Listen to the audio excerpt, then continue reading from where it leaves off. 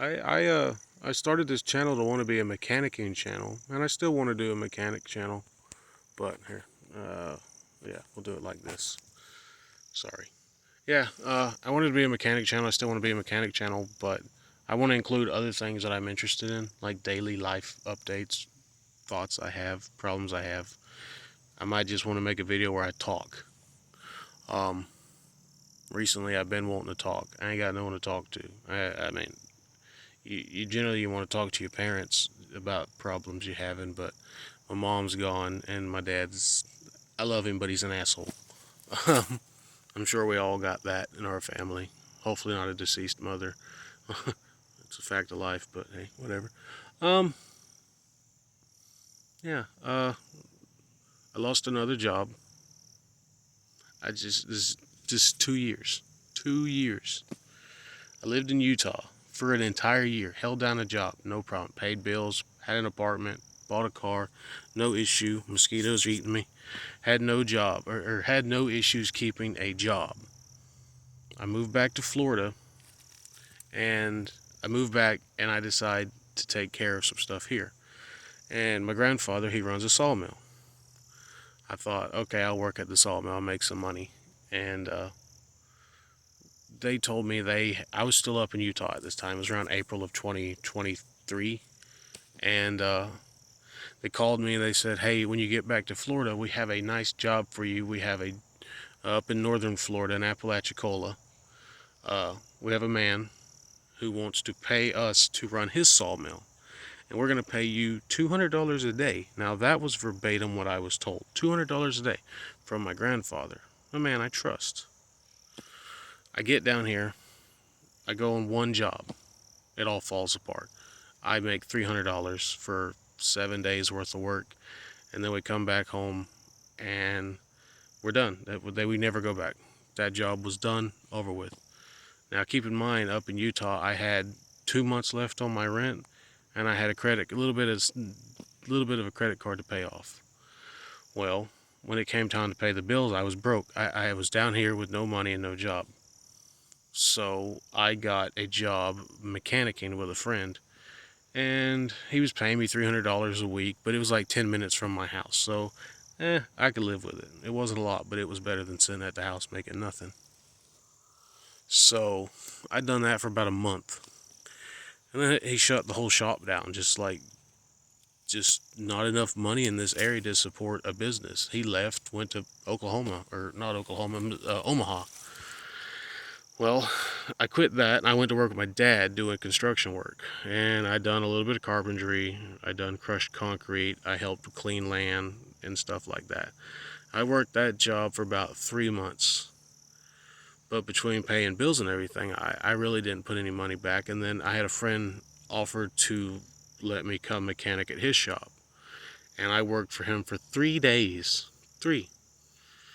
On the first official day, I was full time working for him. I quit my job with my dad already and said I was going to go do mechanicking full time again. I worked one day, and the guy says, sorry, I can't pay you. I can't afford to have an employee. Even though he had told me prior to that, that yes, I have enough money. Yes, I really need help. Yes, I will pay for good help. I come there and you know, I pull an engine out of a truck and do all the work, and then I get let go. So then I'm stuck in limbo again. I have no money. I have no career opportunities. So I become a substitute teacher in Florida. I made $83 a day on the days that I worked. You might work 2, 3 days a week, maybe less, maybe more if you're lucky, but you don't make a lot of money. I done that for about 4 months till December, and then I didn't work anymore after December. Christmas break, got back, and then I was done. Uh, by then the school year had ended. And then I went throughout the whole summer, got involved with another one of my grandparents, or my grandfather and my uncle's business ideas to cut wood for lobster traps. And also by this point, my rent on my apartment in Utah has went to collections. My credit card, I just started ignoring the bank when they'd call me. I didn't have any money. What was I supposed to do? I can't pull it out of my ass.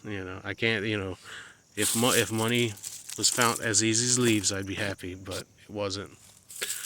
Um, they had this business idea to cut wood for lobster traps, and yeah, that didn't work. I worked for 7, 8 days nonstop. 8, 9 hours a day. And I made $300. Me and my brother both. And then that whole operation fell apart because the money wasn't good enough to justify all of the amount of labor. So then I just went the rest of the summer without a job, doing odd little things. I fixed some lawnmowers. I tried starting that business. That was another little side gig. I tried lawnmower repair, but there was no money in it. And the parts you get for that stuff is so cheap and chintzy. You need a new key switch. So you buy one, it comes in, you put it on, and it doesn't work. It's broken out of the box. Brand new part, and it doesn't work.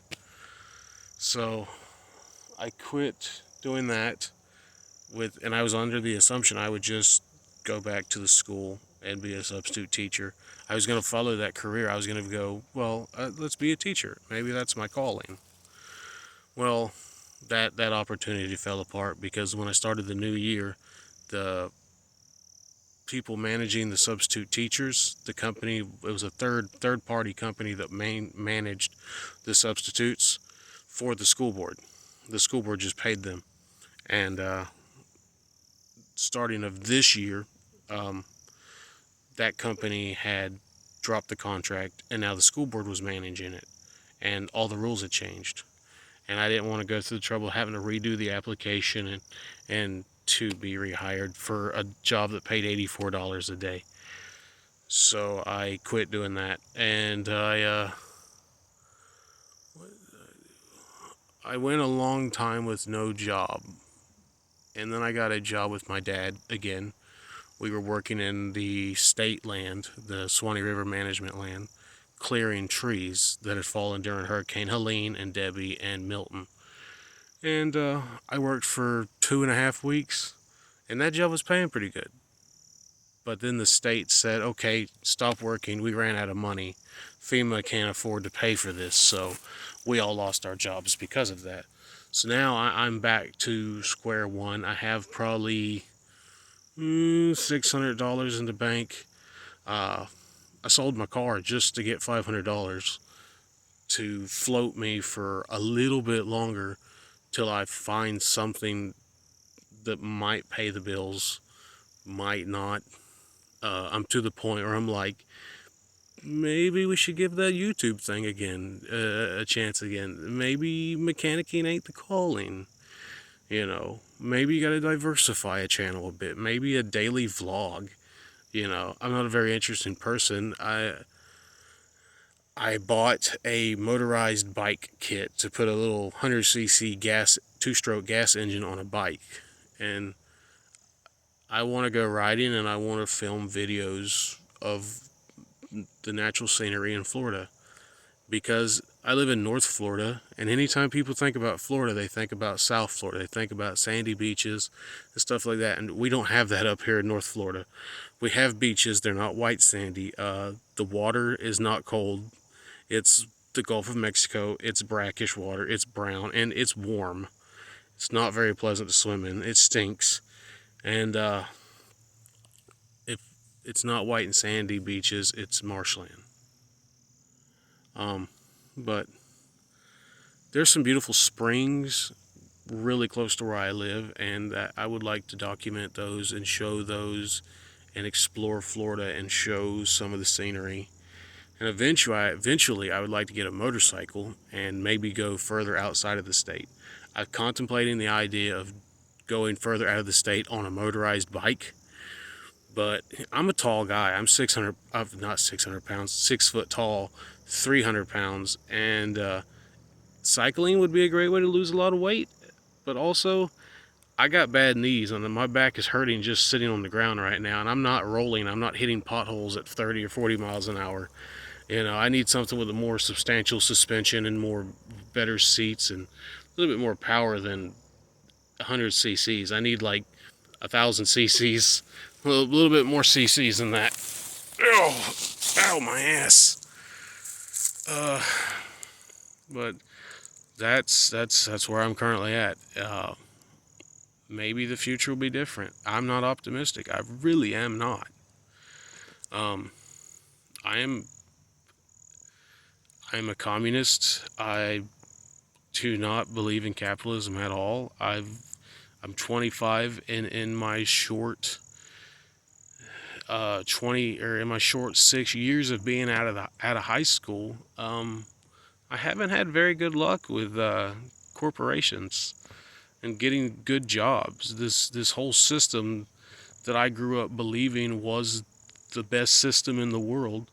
This, always getting told communism doesn't work, and then you grow up hearing that, and then you look around in your capitalist country, and you go, damn. If this is their idea of functioning, and if this is their idea of working, then I don't want to see what their idea of failure is. But then you look at what they were calling a failure. They look at the Soviet Union, they look at communist China, Vietnam, North Korea, Cuba, of all places, and you see countries that were taken from agrarian nations to putting men on the moon, or putting men in space and putting objects in space. The Soviet Union went from a dirt poor European country that was predominantly agrarian. They didn't have factories. They weren't producing tanks or aircraft. The ships they built in French shipyards. They paid French companies to build ships for them. The few factories that were in Russia belonged to French, and the communists took over. They seized the factories. They built more factories. They solved hunger. They solved illiteracy. They had a amazing system of recycling. Uh, I never got to see it, obviously. It fell in '91, and I was born in '99. Just a little short. Um, but I don't know. I like communism, but with the election of Donald Trump, I'm not hopeful. I think it's going to get worse before it gets better. I'm to the point I've given up on ever having anything in this life. Like our grandparents, they worked their asses off to attain what they've got. My grandfather, he walked to work most days because he had a family to feed, and he was building houses. He was building his own house. Every house he's ever lived in started as like a single wide trailer, and he just built it bigger to accommodate his family. I've never had nothing. My family has never had anything. We've fought and worked for everything we've got. But it's looking like I'm not going to work for anything because the idea of working to attain something is stupid. You're never going to attain it. And people in my family tell me I'm pessimistic. My grandfather today, he says, can't's the enemy. I say I can't do something. And generally I would agree with that. But when I get up in the morning and I can't even afford to put insurance on a car, and not only do I live in a state that requires me to have insurance, but then at the same time has some of the most expensive insurance and has a terrible job market. So it's like, and if I don't have insurance, then I can't drive. They'll take away my driver's license unless I turn in my tag. So it's like, I'm damned if I do and I'm damned if I don't. I can't go out and get a job without having a car, but I can't afford to pay for the car because the job doesn't pay enough to pay for the car. It's fucking stupid. And then if I can't pay for the insurance, then there's no use in even having a car in the state of Florida. Because it's a waste of time unless you want to drive illegally. That's a risk you can take on your own. I'm not saying I ain't never done it, but it has you watching corners. You ain't breaking any rules. You be doing 50 miles an hour in a 60. You be doing everything not to attract attention. I had one close call where a cop pulled me over with no insurance, and by some miracle, he just let me go. I went and done what I did, and I got home. I took the tag off the car, and I said, fuck it, I'm done. Not driving this anymore. I ain't tempting fate. Nope.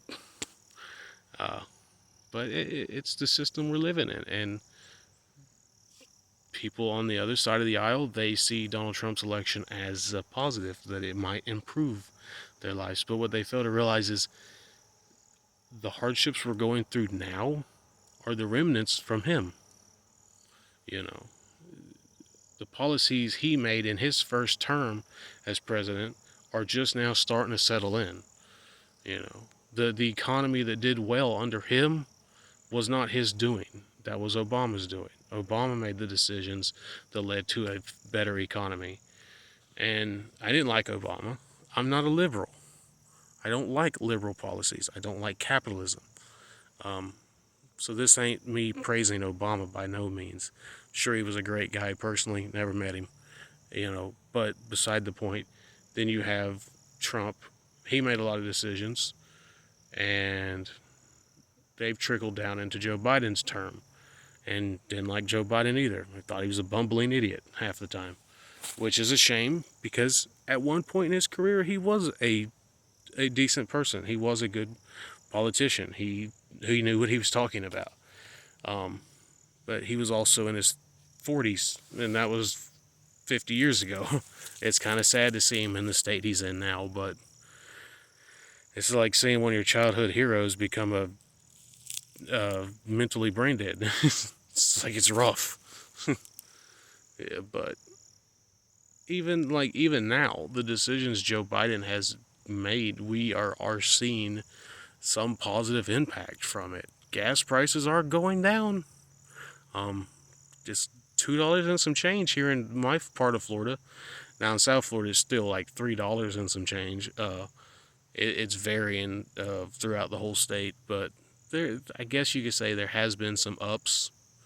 Um, but yeah, I don't think that our only saving. No, I don't even know if there's a saving grace to that. I would say that another 4 years of Donald Trump would go through just fine because we'd be riding through on the coattails of Joe Biden's presidency.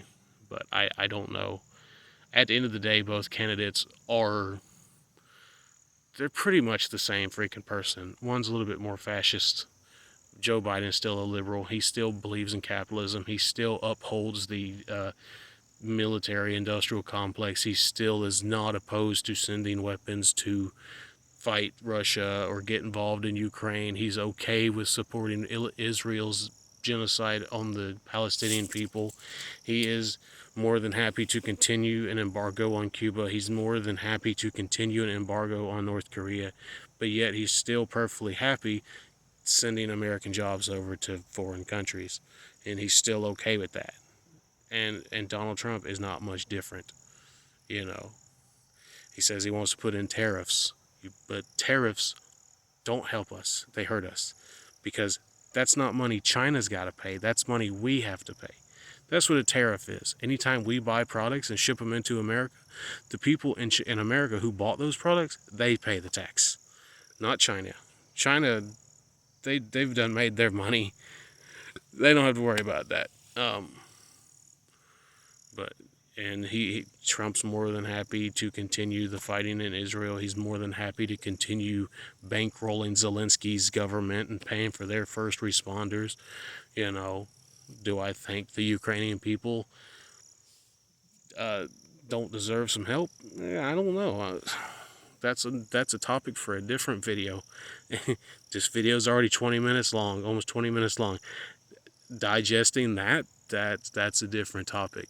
But it'd be a topic I wouldn't mind talking about on here because it's multifaceted and it's really complex. It's not a black and white issue. A lot of people think it's a very black and white issue, that it's a simple Russia invaded Ukraine, cut and dried. They're the bad guys. Ukraine's the good guys.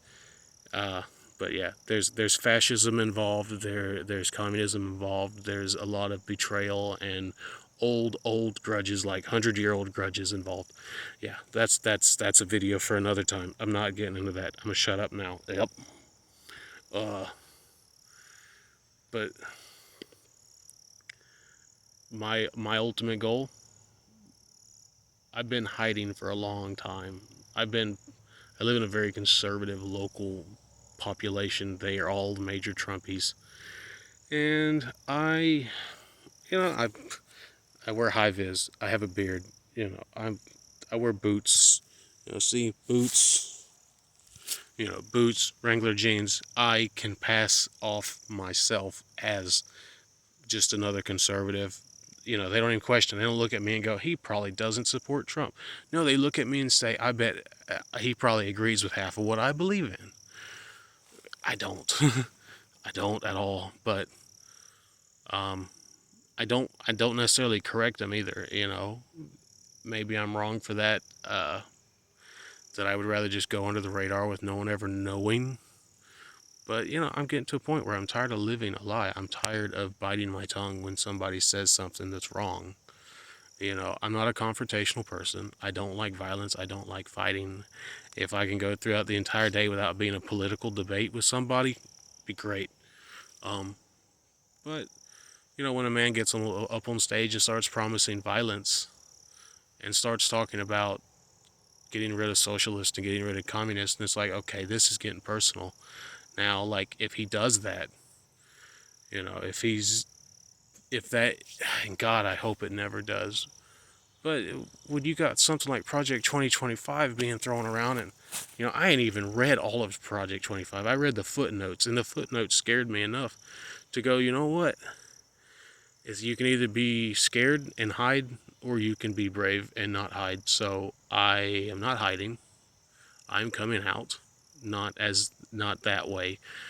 I love my gay friends, but I'm not. Okay, okay, be serious. Uh, um, I am a communist. I do not support Trump. I am pro-abortion. I am pro-homosexuality, gay marriage. I dated a trans woman. She was wonderful. I loved her.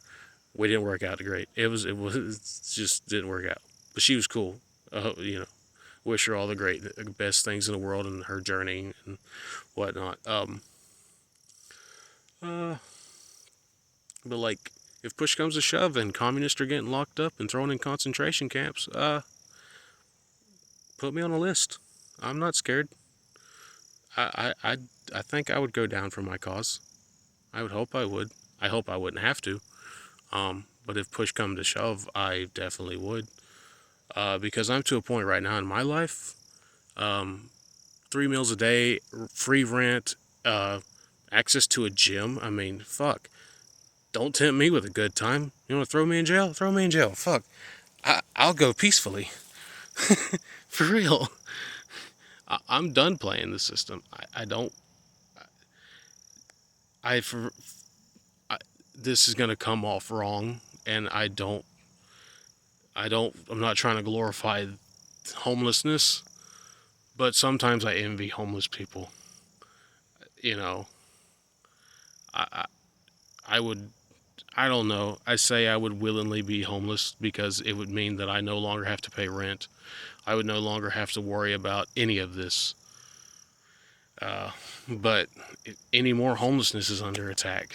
Trump wants to take all the homeless people and move them out of the way. It's like some Patrick Star logic, just push them over away.